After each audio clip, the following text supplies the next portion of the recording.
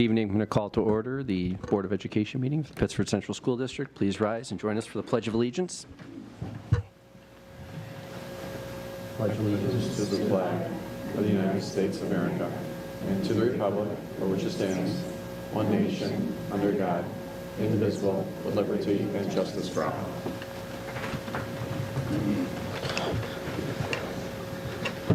Thank you. May I have a motion for an approval of the agenda? Second. Thank you, Robin. Renee? Any discussion? All in favor? Thank you. Motion carries. May I have a motion for an approval of the minutes from the July 8th reorganizational and regular meeting? So moved. Sarah?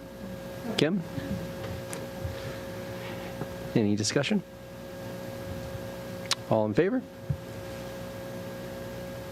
Thank you. Motion carries.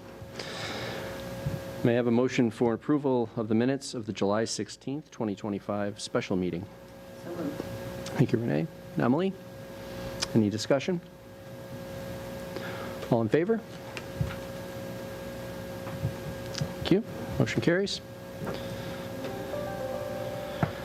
May I have a motion for approval of the July 24th, 2025 special meeting? Thank you, Robin. Thank you, Sarah. Any discussion? All in favor? Thank you. Motion carries.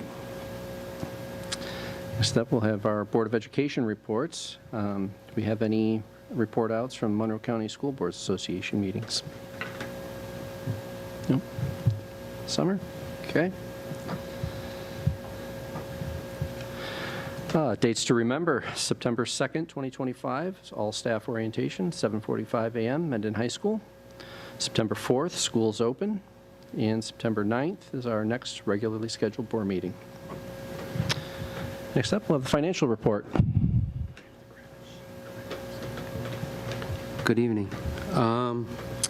First, for your consideration, number one on action items would be a budget transfer in connection with the year-end audit transfer for the career award accrual for June 30th, 2025. Thank you. May I have a motion for approval of the budget transfer request for the career award accrual as of June 30th, 2025?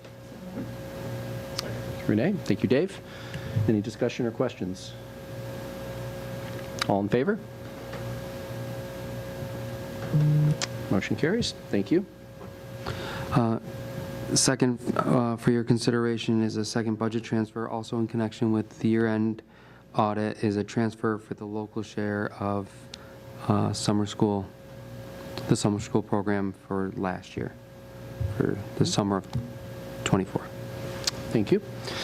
May I have a motion for approval of the budget transfer request for transfer of local share, special education, extended school year? So moved. Thank you. Any discussion, questions? All in favor? Motion carries. Thank you. Number three, for your consideration, is the year-end transfer into reserve funds to keep us in compliance with real property tax law for the 4% unrestricted fund balance and long-range financial planning. All right. May I have a motion for approval of the year-end transfer to reserve funds? So moved. Thank you, Sarah. Thank you, Renee. Any discussion or questions? All in favor? Motion carries. Fourth tonight for your consideration is approval of the tax levy and the tax collection process for this upcoming school year. May I have a motion for approval of the tax levy approval and tax collection process for the upcoming school year? Thank you, Renee. Thank you, Emily. Any questions or discussion? All in favor? Motion carries. Thank you. Number five for your consideration, last meeting we approved Monroe and Bosse's transportation for summer and regular school year, and the Transpo contract for summer school. We have all the components here for transpo for the regular school year. So this would be transportation during the regular school year. Thank you. May I have a motion for approval of the student transportation contract for the 2025-26 school year for Transpo Bus Services, LLC? So moved. Kim, Emily? Any questions or discussion? All in favor? Motion carries. Thank you. Number 6 for your consideration is a tax certiorari settlement with Chase Bank for their assessment of their real property. May I have a motion for approval of the tax certiorari settlement for J.P. Morgan Chase Bank? So moved. Thank you, Sarah. Thank you, Dave. Any questions or discussion? All in favor? Motion carries. Thank you. Number 7 for your consideration tonight is approval of the sale of surplus and scrap equipment for the food service program. May I have a motion for approval of the declaration of surplus and scrap equipment for food services? Thank you, Renee. Second. Thank you, Kim. Any questions or discussion? All in favor? Motion carries. Number 8 for your consideration is the resolution to approve change orders in connection with the current ongoing capital project. May I have a motion to approve resolution to approve change orders to $69 million capital improvement project? Thank you, Dave. Second. Thank you, Sarah. Any questions or discussion? All in favor? Motion carries. Thank you. Number 9 is a list of approved bids since last board meeting. They're on your consent agenda for your review.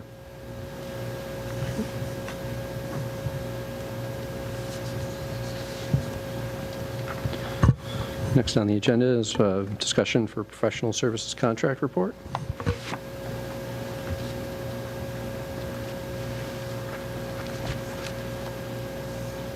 Is there anything that we need to discuss there, Larry?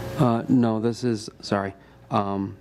This is an annual review of all professional contracts from the prior year, unless there's any questions on it. Okay. Have any questions or comments about the professional services report? No? Okay, thank you. Human resources report is next with Mr. Clark. Thank you and good evening. First, for your consideration, we have the professional staff report.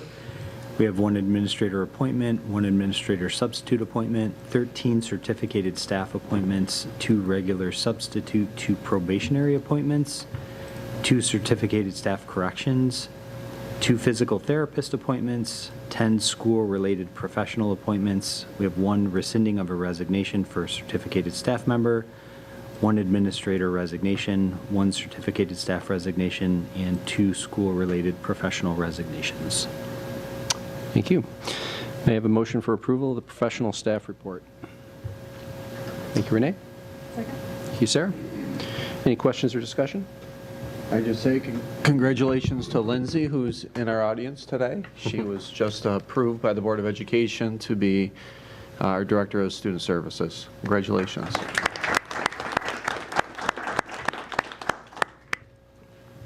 Just a quick question.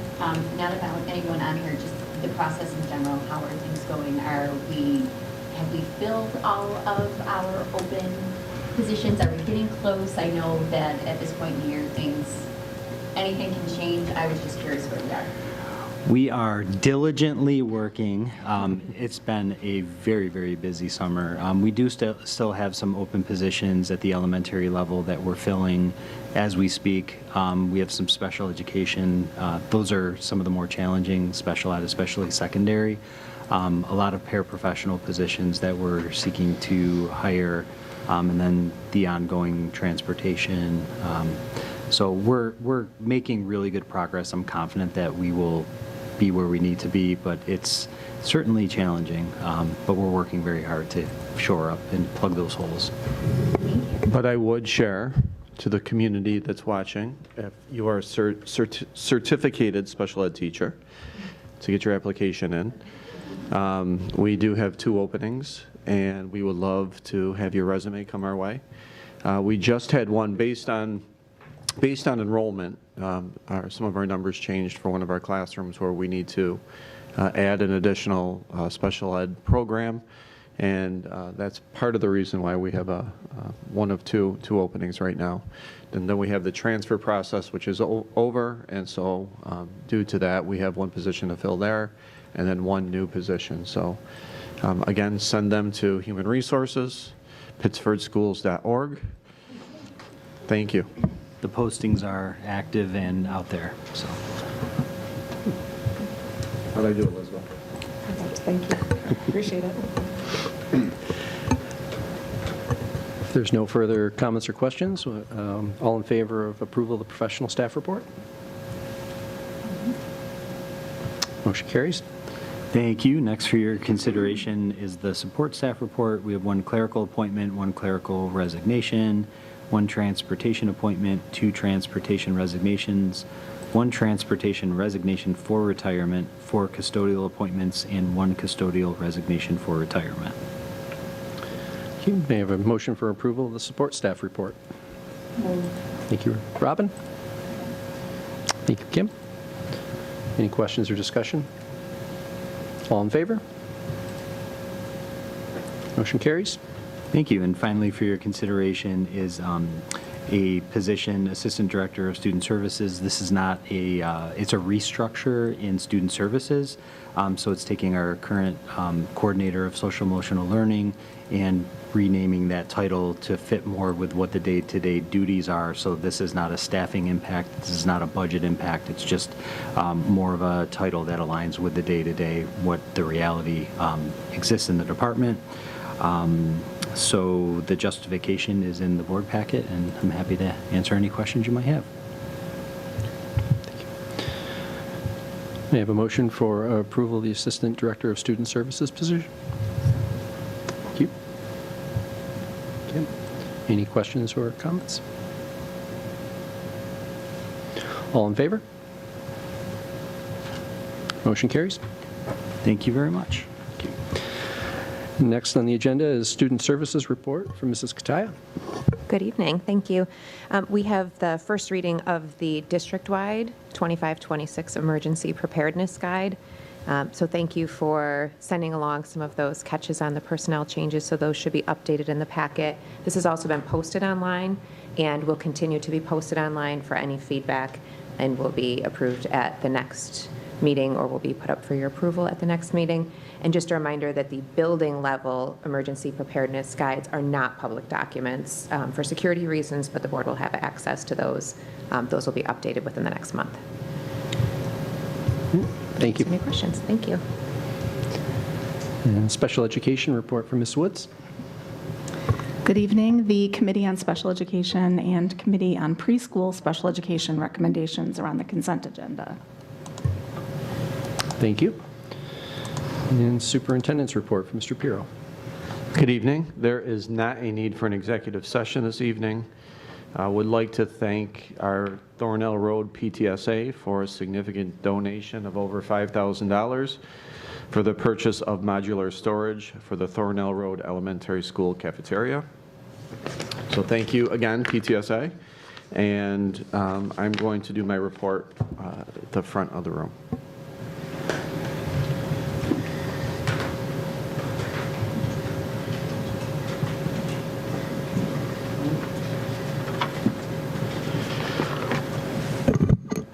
We've had several changes since the governor's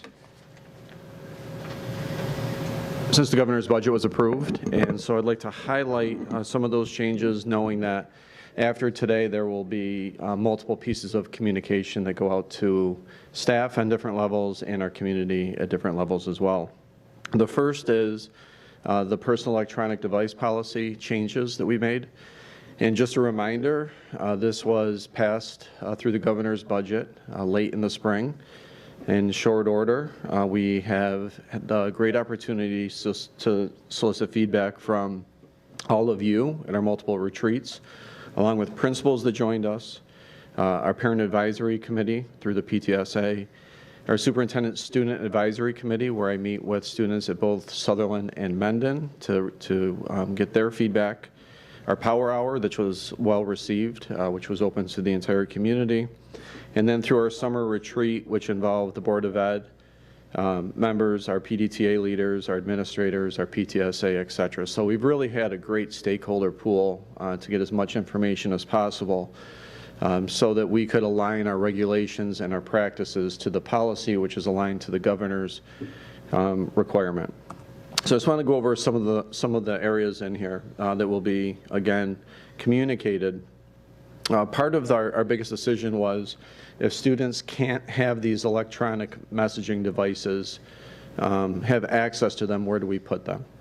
And so in our regulations, we've clarified that students are responsible for keeping their devices in a secured area. And what that means is in K through 5, it'll be stored in their backpacks, so their phones should be turned off and in their backpacks. In grades 6 through 12, they're stored in either their locker or a locked vehicle. We do have an open campus at the high school level, so some of our juniors and seniors that drive to school can certainly keep their phones in their car. We would just ask that they lock their vehicles. And that students are responsible for notifying the main office in the event there's any problems closing and locking their lockers. So that's going to be a change in practice. Bye, guys. Have fun at Grandma's.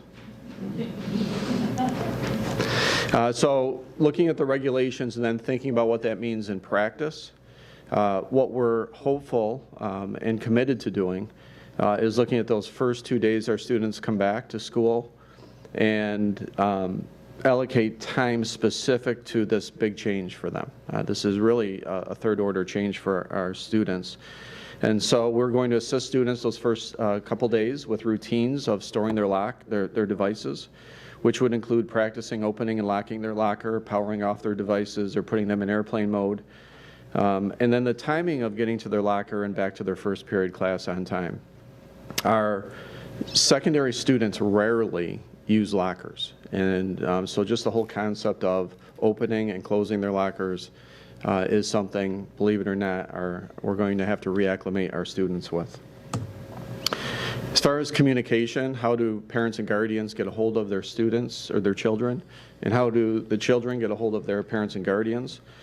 In the regulations, we'll specify that there will be a mechanism for them to call whichever school their children attend, and the main office will get a message to their child in a timely manner. That may look a little bit different across our 9 schools.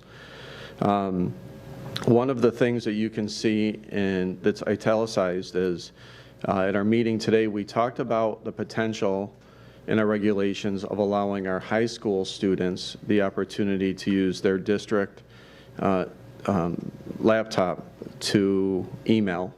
And the reason it came up was our high school students do a lot with college applications during the day, sending stuff off to colleges. They have jobs that they juggle. They have other responsibilities that our middle school and elementary school students do not have. So we may decide in our regulations to try allowing our students access to email so they can email outside of the school and receive emails as well. It's also it's something that's progressive as far as their age and preparedness and getting ready to be adults, and so that's something we're contemplating. As far as best practice, especially at the K through 5 level, students are going to need reinforcement of how they can get a hold of mom and dad. And so simple things like if they're not feeling well, instead of texting their mom or dad or going on their watch and communicating with their mom or dad or guardian, they now will need to get used to telling the teacher they don't feel well. The teacher will refer them to the nurse, and then the nurse will call home. So little things like that are some of the things those first few days of school we're going to need to get used to. The students are, all of us are. In the policy, we have the governor's rule that this has to be a distraction-free environment from bell to bell.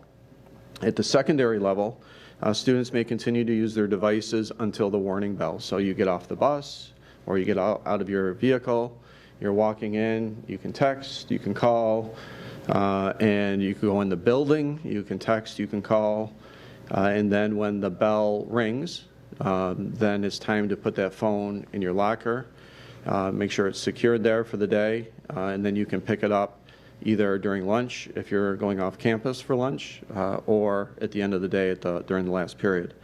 At the elementary level, this will need to be part of their morning routine.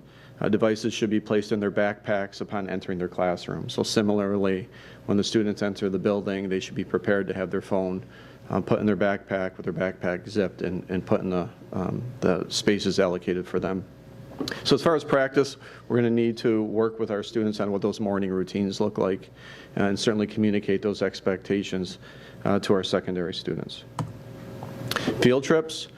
Devices are not to be used during field trips that occur during school hours. It's a bell-to-bell policy, which means from the start of the day to the end of the day. So field trips that take place between school hours, phones should not be with them. Devices can be used for overnight or after school field trips in accordance with the District Code of Conduct regarding acceptable use. So if we have a music trip that's going overnight to New York City, or one of our clubs going to compete even down the street in Rochester, after school hours, they can have the phone with them. There's nothing in the policy that prohibits that. So one of the things that we are prepared to do is communicate with coaches, advisors, chaperones, families, students, etc. Violations, I will note there's an interesting part to the law that states that we are responsible for tracking all incidents and then reporting all incidents of any violations. So that becomes, it makes us think a little bit more about our systems and structures, and what is the role of teachers and administrators, and how do we know if a student's had a warning or not had a warning, or what does all of this look like. So almost all of our cell phone data or electronic device data when there's violations will be entered into Infinite Campus, so we can print out a report, publish the report, send the report to the state. When there are violations, we will certainly be progressive. This is a new change for students. We really want to use those first 2 days that they come back to make sure they fully understand what their responsibility is and how we're going to support them. Being progressive means students will start out with a warning, and then we'll move on from there to parent and guardian meetings, to detentions, to, if we have to, a fourth time, confiscate the device. If we feel that after 4 attempts, a student is struggling with keeping their phone in their locker, then we may have to store it for them. And then if it continues, then we can go as far as an in-school suspension. Out-of-school suspension is not allowed per the law. So best practices would be looking at every vehicle that we have to communicate what these violations would look like as far as consequences.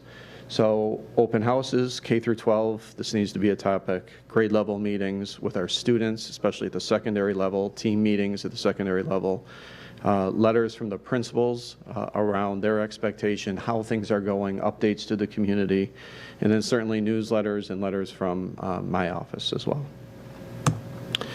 Then also in the law, there are exemptions to the cell phone policy or the device policy. If it's part of a child's medical care plan, they are allowed to have a device with them. So for example, if I use my cell phone to monitor my glucose level, if I have diabetes, for example, that would be specified in my plan, and I can certainly have my phone on me. We want them to have that on them. If it's in their IEP or in their 504, or potentially for translation services, those are exemptions that can be made. Some of the exemptions may require doctor's notes. Some of the exemptions may require our school physician to intervene. And then we have that other needs as they arise, because we don't want to close the door, and this is such a nuanced policy that we want to have a procedure if things pop up that a student may be able to use their phone. It could be for one day if it's a student council person that wants to take pictures or do something for the yearbook, or things that we're just not even aware of at this point. There's also things that are probably going to come up where people want, or their parents and guardians want their child to have a phone. They may not need it. And so well, there will be a process that would probably involve our school physician again, that he would need to clear that it is deemed necessary for the child to have a phone. So best practices would be having that system set up, the process for consideration for those unique requests, a form to request exemption for parents or for students to submit that would go to the principal, that would then start a whole different process of consideration for accepting that or not. And again, our school physician is going to be key. I think that what we really are hoping from this is that we're able to live the spirit of the law, which is a distraction-free environment. And in order to do that, we'll really need parents and guardians and students to put their best foot forward and trust us to do this in a way that's supportive and allowing students to literally go through a K-12 experience without the distractions of their phones. So I'm going to pause there for a second to see if there's any questions from the board.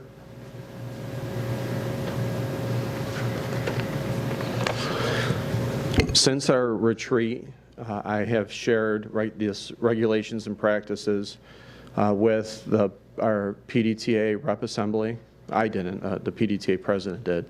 Elicited feedback from them, shared that feedback with all of our administrators today. So we'll go through that back and forth a little bit more this week, which will allow us a unified message that we can send to students and families. I believe our target date is August 18th or right around there. The other thing that I'm pleased to share is we will have board members joining us at our next meeting. And this is, again, another legislative law that was brought to us from the governor's office that I think is pretty cool. So just to remind you, our ex officio student board members are not allowed to vote. They will not be allowed to attend executive sessions or meetings that are not open to the public. They are not entitled to receive compensation. We may throw a few pizzas at them, but nothing in cash. No, kidding. Kind of. And they will serve on the board for one term. And then there's nothing to preclude them from going back for a second year, but it's really a minimum of one school year. So to date, what we've done, our principals established a selection committee. They have nominated a junior for us and a senior to serve for 1 year. The nominated student was approved through each of the high schools' instructional leadership team. The new board members received a welcome and introduction email from our board members. We did offer through Monroe County School Boards Association a summer training, which one of our students attended. Next week, we meet with both of our students for an orientation to the board, and they will begin in September. And so I ask that you please welcome in advance for our September meeting, Manar and Mesuda, and they will be with us starting in September, and they'll be sitting at the board table with us. Heat mitigation. Briefly want to go over with you another legislative ruling that we are now responsible for. What the new law states is there are certain triggers when heat in a classroom meet a certain limit. And so if our classrooms are at 82 degrees, there's things that we must be able to say that we will do to try to mitigate that heat. And so you can see some of these, there's more than this, but these are examples of turning off lights, pulling down shades, turning on fans, opening doors and windows to increase circulation, turning off unused electronics that produce heat, providing multiple water breaks. We're also working with our operations director on what our HVAC has capability of doing to cool down some of the rooms. When the spaces get to 88 degrees, it kind of amplifies, the language amplifies what we should be thinking about. And the language specifically says the district will remove students and staff from educational and support service spaces when the room temperature reaches 88 degrees where practicable. So that's the part that they use the word must, but then we're practicable. So if it's not practicable, it's not practicable, but we're going to have to work through that. The superintendent or designee may direct building principals to evacuate the space by moving students and staff to cooler spaces within the school building. So our principals are aware that what areas in their building may be better than where students are, where it's 88 degrees. So some of our gyms, some of our cafeterias, some of our auditoriums, some of our first floor areas, some of our computer rooms are going to be cooler than being on the third floor. So if that's an option, then we should be doing that. The governor also says that closing school early and sending students and staff home, according to our emergency school policy and our procedures, which include communicating with parents, in-persons, and parental relations, is another possibility. And this is a real tricky one because while they're allowing that for heat, they are not reducing the amount of days that students need to be in school. So if we let's say we are in a heat wave in September, and we've gone through it for a couple days, and the third day is just another unbearable day. If we decide to close school, it counts as 1 day against us. So and I believe we have 3 days set aside this school year before we would lose aid because of the 180-day rule. But if we start losing days before winter, and then winter hits and we need to use days, we don't want to put students and bus drivers and parents in dangerous positions driving to school. That's an issue, but then we also have June that we have to contend with, and sometimes May. So we need to be really thoughtful about the use of those days and how we can mitigate the heat to the best of our ability. Questions on the heat mitigation policy? Renee? It's really a question more for the state, but I'm just curious if you've heard any rumblings. Are they thinking of changing the 180 days? Are they thinking about doing something that's going to help districts deal with this? I think we're going to be okay, but there are other districts across the state that have significantly older buildings where students are going to be in very hot weather where they may not be able to go. So this is great that the state is doing this, but what else are they adding to help districts? There are, if you think about what the state could do, they could increase the reimbursement for cooling systems for capital projects. That has not changed, so they're not doing that. They are not changing the 180-day rule. And so there are no considerations for that, which is why I think the language is the way it is, where the state would say you must, but then where practicable, because there's a cost of some sort to either solution they may have. And I don't mean that out of disrespect. It's just the way it is. Okay, we're going to move on, if that's okay. Just want to share, there's been a lot of administrator movement, and want to share what that looks like here.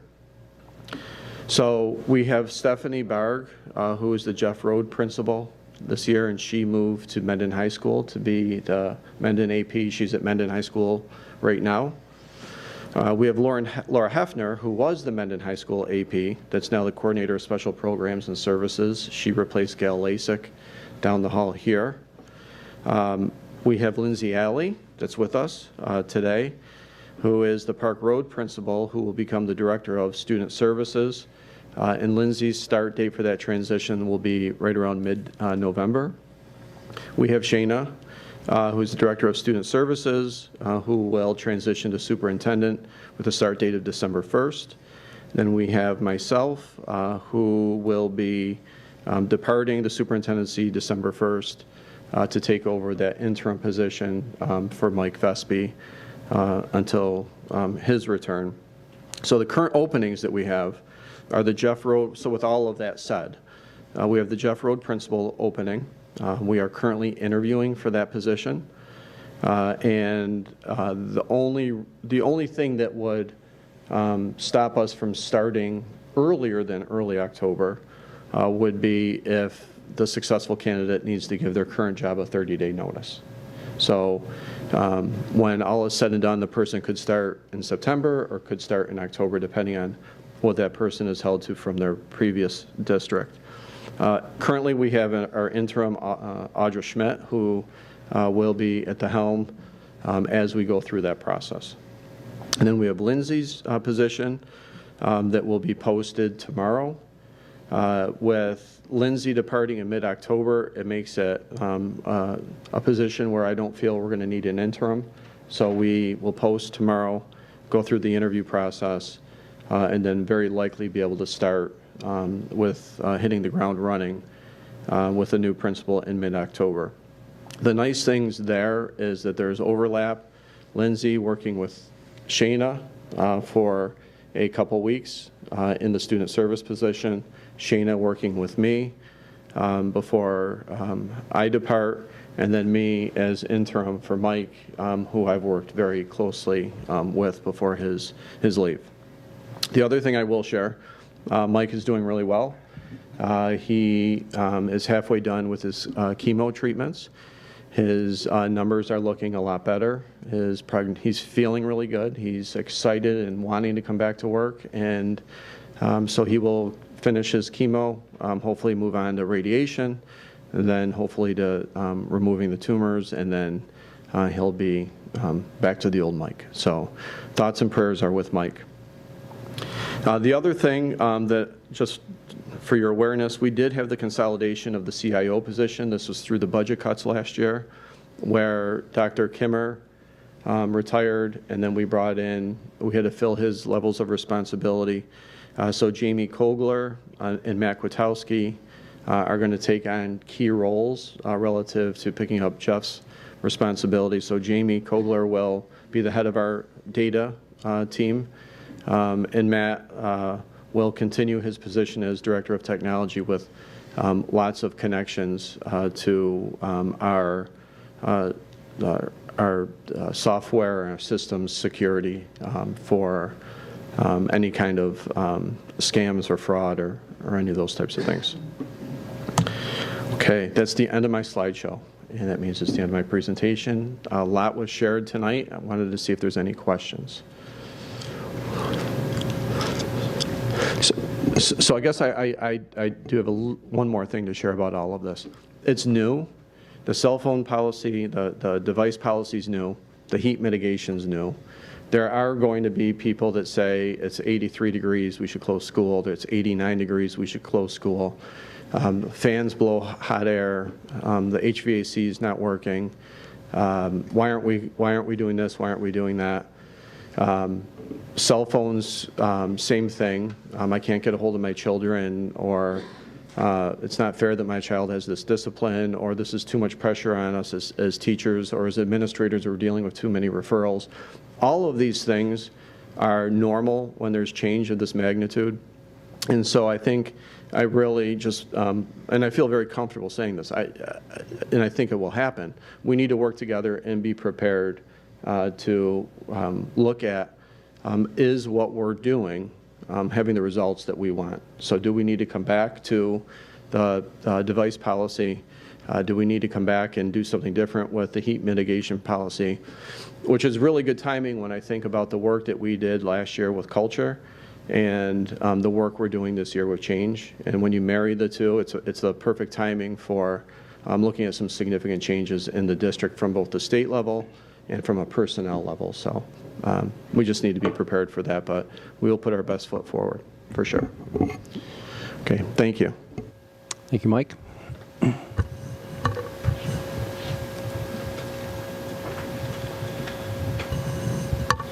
May I have a motion for approval of the consent agenda? Emily? Kim? Questions or discussion? All in favor? Motion carries. Any old business? Any new business? Nope. May I have a motion for an adjournment, please? Thank you, Sarah. Dave? All in favor? All right. Thank you all. Have a good night. Yeah.